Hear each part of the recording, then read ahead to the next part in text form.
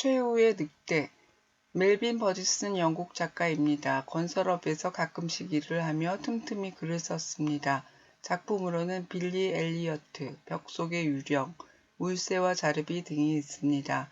영국 늑대가 멸종되어 가는 과정을 보여줍니다. 18세기 이전 영국의 중요 산업은 모직공업이었고 양털을 훔쳐가는 늑대는 해로운 존재였습니다. 작가는 늑대가 빨간 모자에서 나오는 늑대처럼 사람을 잡아먹는 해로운 동물이 아니라고 말합니다. 영화를 보는 느낌입니다. 사냥꾼과 늑대의 추격전이 긴장감 넘치게 진행됩니다. 흥미있게 읽을 수 있습니다. 멸종을 몰고 온 인간의 탐욕을 생각해보고 늑대와 개의 이야기를 보면서 본능이 무엇일지 알아봅니다. 10살 소년 벤은 오랜 시간 강둑에 숨을 죽이고 엎드려 물쥐가 나타나길 기다렸다. 벤은 방아쇠를 당겼다. 그러나 물쥐는 사라지고 없었다. 소년의 뒤에서 웬 남자가 나타났다. 남자는 자신과 같이 있는 개, 제니가 세상에서 가장 냄새를 잘 맡는다고 했다. 남자가 총을 쏘자 제니는 손살같이 내달려 참새 한 마리를 물고 왔다. 두 번째 제니가 물고 온 것은 희귀종 울새였다. 남자는 사냥꾼이었다. 벤이 늑대를 잡을 수 있을지도 모르겠네요 라고 말했다. 남자는 놀라서 벤을 쳐다보았다. 야생 늑대가 마지막으로 잡혀 죽은 게 이미 500년이 넘었던 것이다. 벤은 아버지가 보여주었고 늑대들이 가끔 농장을 지나간다는 비밀을 말해버렸다. 사냥꾼은 말했다. 내가 늑대를 발견하기만 하면 몽땅 다 잡을 거다. 한 마리도 놓치지 않고 말이야. 벤은 그 말을 듣고 점점 더 겁이 났고 집으로 갔다. 사냥꾼은 벤의 농장에 찾아갔다. 사냥꾼은 농장에 흔적이 있는지 주위를 살폈다. 분명히 늑대야. 정말 믿을 수가 없군. 그는 희귀한 종일수록 잡아 죽일 때의 기쁨도 훨씬 컸다. 어떤 일을 마지막으로 해낸다는 것은 그 사람을 특별하고 유명하게 만든다.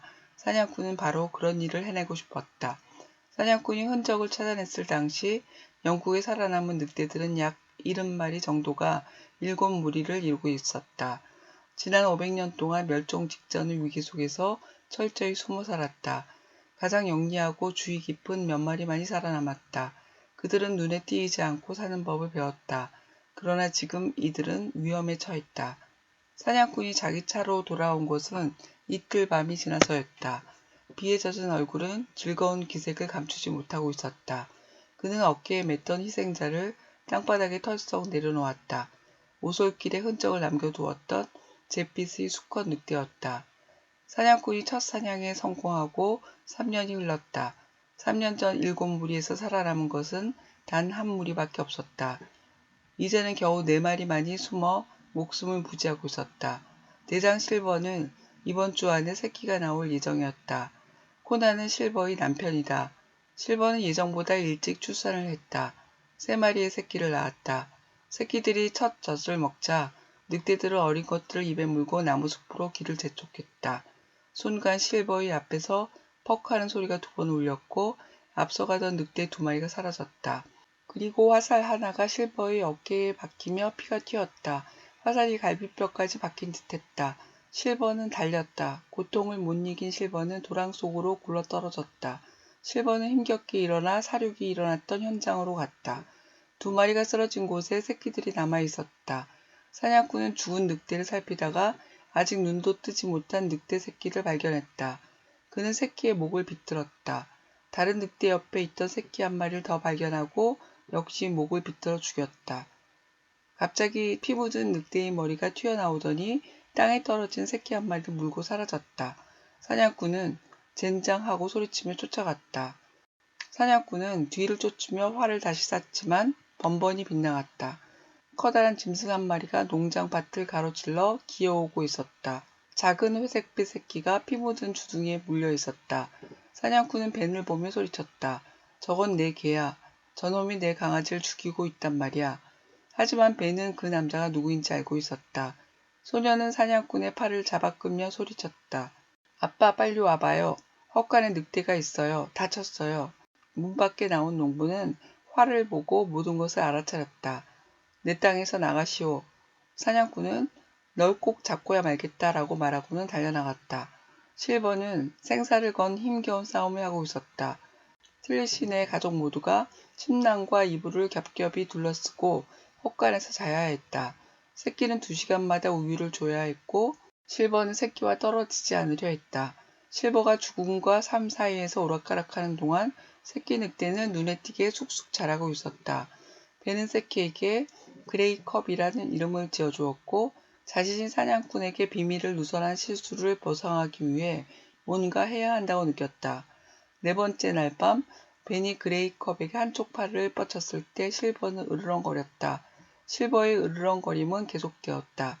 하지만 아침이 되었을 때 실버는 처음으로 신뢰의 표시를 보였다.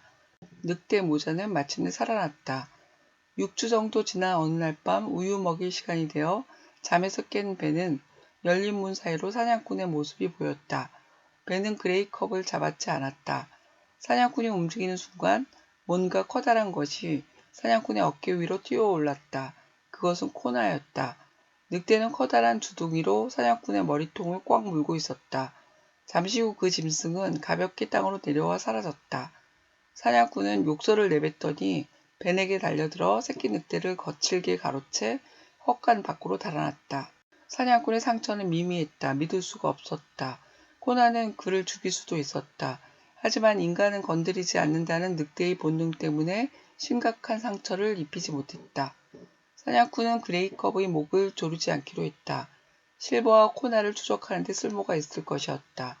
다음날 아침 사냥꾼은 개 사육업자를 찾아갔다. 사냥꾼은 젖을 뗄 때까지 그레이컵을 맡기기로 했다. 10주가 지난 후 사냥꾼이 돌아왔고 이제 그레이컵과 실버와 코나가 영국 전체에서 살아있는 마지막 야생 늑대들이었다. 그레이컵은 빠르게 자라고 있었다. 그 무서운 밤에 대한 기억을 희미하게나마 가지고 있었다. 하지만 사냥꾼을 기억하지는 못했다. 사냥꾼이 적이라는 것을 느끼고 있었다. 사냥꾼은 그레이컵을 제니가 있는 다용도실로 던져 넣었다. 제니의 모성 본능은 강렬해서 예전처럼 다시 늑대 새끼를 핥기 시작했다. 그레이컵은 밤에 깨어나 처음으로 고개를 젖히고 늑대의 소리를 냈다. 그것은 진짜 야생 늑대의 울음이었다. 영국의 늑대들은 오래전부터 소리를 내지 않는 법을 배웠지만 그레이컵은 그것을 알 수 없었다. 제니는 지극정성으로 어미 노릇을 했다. 2주 정도가 지난 어느 날 길고 리듬감 있는 울부짖음이 점점 가까이 다가왔다. 늑대들이 오고 있었다. 사냥꾼이 밖으로 뛰쳐나갔고 그레이컵과 야생 늑대들은 온 세상이 다 들어도 상관없다는 듯 서로를 부르고 또 불렀다. 오늘 밤 끝장을 내주마. 사냥꾼은 제니를 데리고 틀리의 숲으로 갔다. 그레이컵은 강렬한 냄새에 잠이 깼다. 자신의 채취, 훨씬 더 강렬한 채취가 자신에게로 다가오고 있었다. 그 존재가 다용도실을 향해 다가왔다. 문이 스르르 열렸다. 그레이컵은 갈망과 두려움으로 가득 찬 채 입술을 핥으며 소리 없이 바닥에 몸을 납작 엎드렸다. 커다란 짐승이 들어왔다. 그는 혀로 그레이컵의 창백한 주둥이를 핥았다. 실버의 긴 혀가 새끼 늑대를 감싸고 있는 여러 냄새를 핥아 없애고 있었다. 마침내 순수한 늑대의 채취만 남겼다. 실버가 몸을 돌리자 새끼는 온순하게 어미 뒤를 따랐다. 야생의 위대한 세상으로 어미를 따라 나섰다. 긴 울부짖음으로 사냥꾼을 멀리 유인해낸 것은 코나였다. 사냥꾼은 집으로 돌아와 2마리가 나갔다는 것을 확인했고 그 둘을 따라가기로 했다. 셋을 미어 근방의 숲에 가까워지자 실버는 코나에 대한 걱정과 두려움 때문에 속도를 줄이기 시작했다. 갑자기 무언가가 튀어나왔다. 코나였다. 2마리의 늑대는 애정을 표시하고 반가워했다. 바로 그때 첫 번째 화살이 코나의 목을 정통으로 맞췄다. 2번째 화살은 실버의 가슴 쪽을 맞췄다. 사냥꾼은 이틀간 매복하고 있었다. 실버의 상처는 지난번만큼 심하지는 않았다. 죽어가는 코나를 두고 실버는 그저 달렸다. 빠르게 똑바로 앞을 향해. 늑대들은 운하로 달렸다. 실버는 어렵사리 강둑을 기어올라 발걸음을 옮겼다. 실버는 농장을 발견하고 외양간 칸막이 하나를 택했다. 들어오는 길은 오직 하나였다. 제대로 화살을 쏘려면 사냥꾼은 반드시 집 안으로 들어와야만 했다. 하루 뒤 사냥꾼이 도착했다. 실버는 사냥꾼을 죽일 각오였다. 사냥꾼은 제니를 앞쪽에 놔둔 채 슬슬 기어서 뒤쪽이 창문가로 갔다. 그리고 작은 권총을 꺼냈다. 사냥꾼은 늑대가 눈을 제니에게 고정시키고 있는 것을 볼 수 있었다. 늑대는 그를 죽일 생각을 하고 있었다. 하지만 그가 어디에 있는지 모르고 있었다. 그는 조금씩 숨을 쉬면서 천천히 움직여 마침내 창문 가장자리에 총을 들이밀 수 있었다. 총소리가 온 건물에 울려 퍼졌다. 늑대의 머리가 앞발 위로 떨어지고 목둘레 털에 피가 고이기 시작했다. 새끼는 어미에게 코를 갖다 대고 낑낑거리다가 틈 사이로 사냥꾼을 노려보았다. 그리고는 건물 밖으로 달아났다. 사냥꾼은 재빨리 몸을 빼내기 시작했지만 목재에 걸린 손을 움직일 수도 머리를 돌릴 수도 없었다. 그때 그의 뒤에서 낮게 으르렁대는 사나운 울부짖음이 들렸다. 공포가 솟구쳤다. 그것은 그레이컵이었다.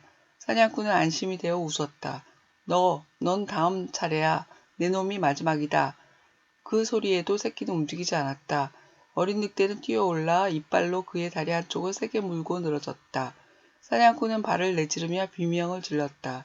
그는 넓은 공간을 발견하고 손을 휙 털었다. 그 순간 그레이컵은 그의 다리를 놓고 시야에서 사라져버렸다. 그레이컵은 그저 계속 달리기만 했다. 사냥꾼이 무엇보다도 원하는 것이 바로 최후의 늑대였다. 그는 제니가 자신을 배신하고 늑대의 냄새와 떨어진 곳으로 자신을 이끌 수 있다는 생각은 조금도 하지 않았다. 제니가 냄새를 찾아낸 듯한 방향으로 그는 도로를 따라 걷기 시작했다. 제니는 아무것도 발견하지 못했다. 그는 자신이 늑대를 놓쳤다는 걸 알았다.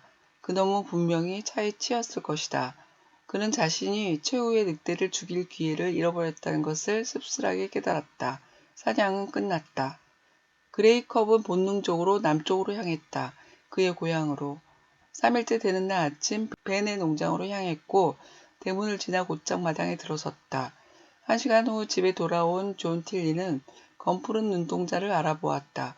그 녀석이야. 집을 찾아왔어. 벤, 늑대가 집을 찾아왔다. 그는 소리 지르며 그레이컵을 데리고 집으로 달려들어갔다. 그레이컵은 충격과 굶주림과 피로로 탈진 상태였다. 그레이컵은 회복되어 갔다. 생후 6개월이 되자 그레이컵은 늘씬한 젊은 늑대가 되었다. 그레이컵은 틸린의 가족이 주는 먹이를 먹지 않았고 쥐나 토끼를 잡아먹었다. 귀찮은 짐승을 처리해 주는 것은 좋았지만 사냥거리를 집 안으로 가져오는 게 문제였다. 틸리의 부인은 그레이컵이 방석 위에서 토끼 머리를 물고 있는 걸 보았다. 틸리 씨가 훈련을 시키려 애썼지만 실패했고 오직 벤의 말만 들었다. 자랄수록 그레이컵은 늑대의 본성이 강해지기 시작했다. 그레이컵이 농장으로 돌아온 뒤 16개월이 지난 어느 날 밤 벤은 그레이컵과 오솔길로 나갔다. 그레이컵은 벤에게 등을 보인 채로 울음소리를 내며 벤을 돌아보았다. 벤은 돌아오라고 했지만 처음으로 벤의 말을 따르지 않았다. 벤이 말했다. 너 떠나려고 하는 거구나. 그렇지. 그레이컵은 벤의 얼굴을 핥았다. 벤은 그레이컵의 귀를 어루만지면서 작별 인사를 했다. 벤은 다시는 그레이컵을 보지 못했다. 그레이컵은 밤에만 움직였다. 동족을 찾기 위한 그레이컵의 여정은 일일이 적을 수 없을 정도로 머나먼 길이었다. 잉글랜드를 빙 돌아 스코틀랜드까지 올라갔다. 그곳에도 늑대는 남아있지 않았다. 2년을 보내고 나서야 세상에는 늑대가 자기 말고는 한 마리도 없다는 사실을 깨달았다. 그레이컵은 마지막으로 자기가 젖을 뗐던 집을 찾아냈다. 사냥꾼은 가버리고 없었다.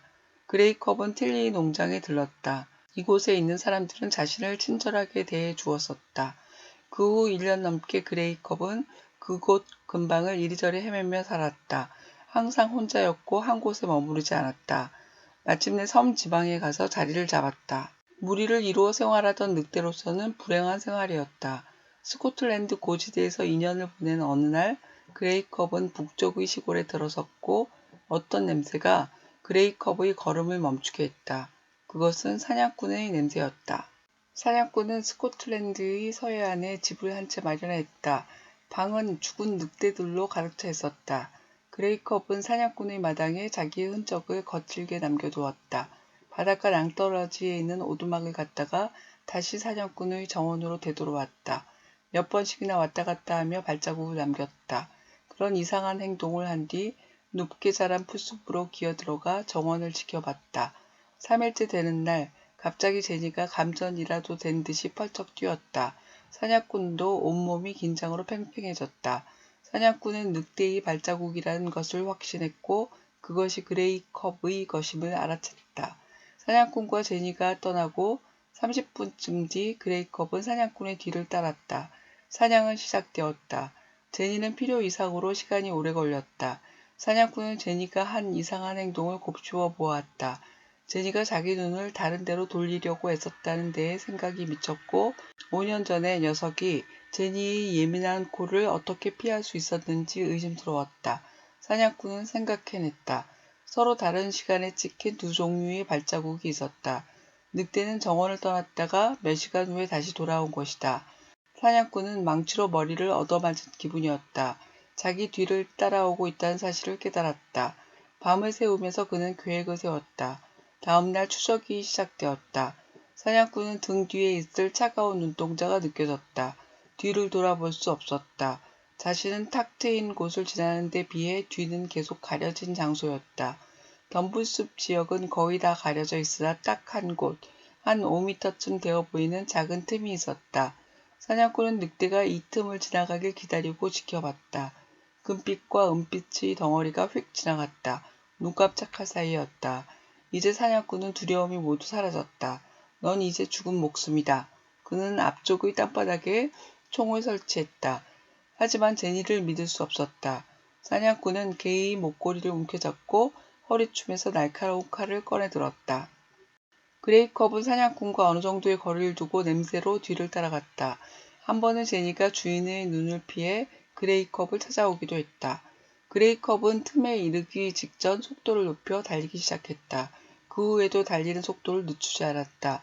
사냥꾼의 시야에서 벗어난 게 확실해지자 절벽 위 오두막으로 갔다. 발밑으로 꼼짝하지 않고 엎드려 있는 사냥꾼이 보였다. 사냥꾼의 옆에는 목이 잘려 죽은 제니가 있었다. 그레이컵은 아무 소리도 내지 않고 덤불 안으로 미끄러져 들어갔다. 사냥꾼은 총에만 온 신경을 집중한 채 엎드려 있었다. 그레이컵은 주인 옆에 있는 개처럼 사냥꾼 옆에 누웠다. 방아쇠 위에 손가락을 걸고 있는 사냥꾼의 손이 보였고 그레이컵은 그 손을 뼈가 으스러질 만큼 세게 물었다. 사냥꾼은 공포에 질려 비명을 질렀다. 늑대로부터 도망가야만 했다. 늑대는 이제 다리 뒤쪽을 물어뜯고 있었다. 사냥꾼은 비틀거리며 달렸다. 절벽과 맞닥뜨렸다. 그는 멀리 바다 위로 뛰어내렸다. 해변을 살펴보니 늑대가 이미 그곳에 와 있었다.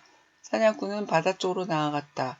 주위가 완전히 깜깜해지자 몸을 돌려 반도의 끝머리를 향해 헤엄을 치기 시작했다. 사냥꾼은 거의 1시간을 물속에서 보내고 반 마일을 갔다.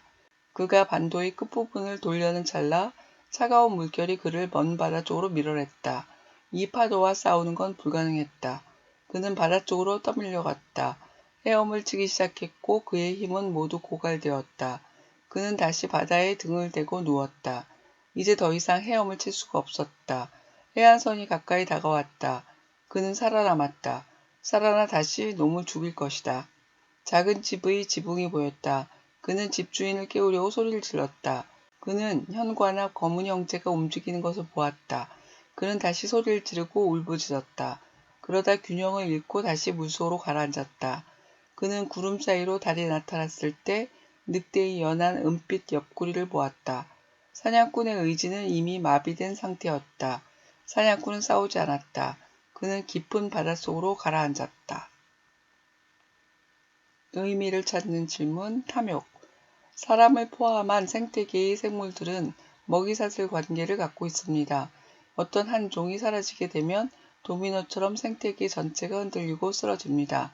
현재 지구상에 살고 있는 3만 종이 넘는 동물이 멸종 위기에 놓여 있다고 합니다. 최후의 늑대는 영국을 배경으로 만든 이야기입니다. 우리나라에 살던 늑대도 멸종되었습니다. 최근 인공 포육을 통해 대전의 한 동물원에서 새끼 늑대 6마리가 태어났다고 합니다. 야생 늑대는 아니지만요. 일제강점기 전에는 늑대가 흔한 동물이었습니다. 조선총독부는 해수 구제 사업을 벌여 1396마리의 늑대를 포획하여 멸종에 이르게 했습니다.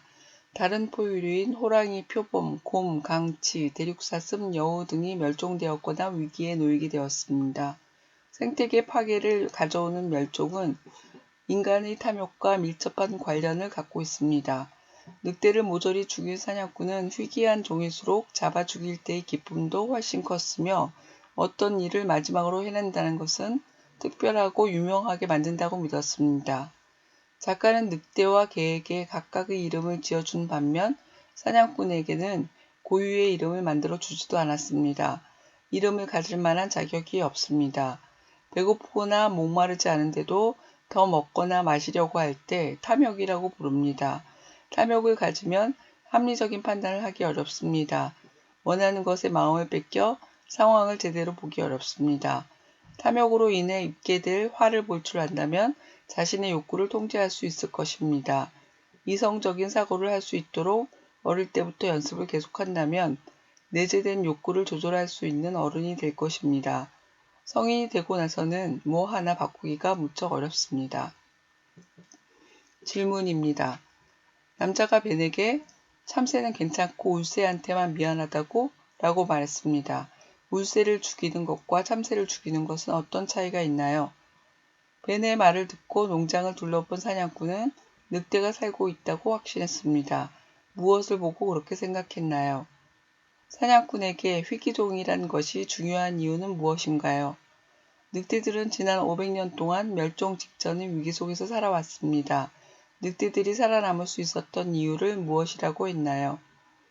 사냥꾼은 실버가 낳은 새끼 늑대 2마리를 어떻게 죽였나요? 벤은 틸리에게 실버를 쫓아 농장에 들어온 남자에 대해 뭐라고 설명했나요? 틸리의 가족과 늑대들은 헛간 안에서 함께 따스하고 포근하게 잤습니다. 틸리 가족이 헛간에서 산 이유는 무엇인가요? 벤은 자신이 비밀을 누설한 실수를 보상하기 위해 뭔가 해야 한다고 느꼈습니다. 비밀은 무엇인가요? 왜 뭔가 해야 한다고 생각할까요? 사냥꾼이 틸리 고양이와 개를 죽인 이유는 무엇일까요? 사냥꾼은 헛간에서 그레이컵을 가로채 가지고 왔고 목을 조르지 않기로 했습니다. 그렇게 하기로 한 이유는 무엇인가요? 사냥꾼은 그레이컵을 쫓아 도로 양쪽으로 10마일을 수색했고 다음 날은 반대 방향으로 30마일가량을 걸었습니다. 사냥꾼은 늑대가 분명히 차에 치였을 거라고 생각했습니다. 사냥꾼이 늑대를 찾지 못했던 이유는 무엇이었나요? 사냥꾼이 제니를 의심하기 시작한 것은 무엇 때문이었나요? 사냥꾼은 늑대가 자기 뒤를 따라오고 있다는 사실을 깨달았습니다. 어떻게 알게 되었나요? 사냥꾼이 자신의 개 제니를 죽인 이유는 무엇인가요? 그레이컵이 사냥꾼을 죽였나요? 작가는 왜 사냥꾼에게 고유한 이름을 지어주지 않았을까요? 동물이 멸종하는 이유는 무엇인가요? 인간과는 어떤 관계가 있을까요? 사냥꾼이 원하는 것은 탐욕이었을까요? 왜 그런가요? 의미를 찾는 질문, 본능. 태어날 때부터 학습하지 않아도 할 수 있는 행동 능력을 본능이라고 말합니다. 책을 읽으면서 늑대와 개에 대한 여러 가지 본능에 대해 알 수 있습니다. 학습과 비교하여 본능이 무엇인지 생각하기 좋은 이야기입니다. 사냥꾼에 의해 실버와 코나를 잃은 그레이컵은 자신의 고향인 틸리 농장으로 돌아왔습니다. 자기를 아껴주는 사람들과 함께 살았지만 늑대의 본능과는 맞지 않았습니다. 그레이컵은 동족을 찾아 먼 여행을 떠납니다. 동물의 행동들 중에서 본능에 충실한 것과 학습에 의한 것을 구분해 봅니다. 사람에게도 어떤 본능이 있는지 예를 찾아보고 본능대로 행동하는 것이 옳은지 생각해 봅니다. 질문입니다. 코나가 사냥꾼을 죽이지 않은 것은 본능일까요? 늑대들로부터 배운 것일까요? 그레이컵은 늘 같이 부대끼는 강아지들 속에서 자신이 다르다는 것을 알고 있었습니다. 인간을 공격하지 않는다는 규칙을 지키지 않은 이유는 무엇인가요? 혼자 남게 된 그레이컵은 남쪽을 향해 갔습니다. 그쪽으로 간 이유는 무엇이었나요? 그레이컵은 사람들에게 어떻게 대했나요? 개와 다른 점은 무엇이었나요? 그레이컵이 벤의 농장으로 돌아와 16개월쯤 함께 지냈습니다. 야생 늑대와 사람이 함께 살기에 불편한 점은 무엇이었나요? 늑대와 개의 본능은 어떤 차이가 있나요? 동물들이 학습에 의해 행동하는 것이 있을까요? 예를 들 수 있나요? 본능에는 어떤 것들이 있나요? 본능대로 살아가는 것이 좋을까요? 왜 그런가요? 지금까지 멜빈 버지스의 초유의 늑대를 살펴봤습니다. 영국의 늑대가 멸종되어 가는 과정을 보며 인간의 탐욕과 그로 인한 멸종 위기에 대해 생각해 보길 바랍니다.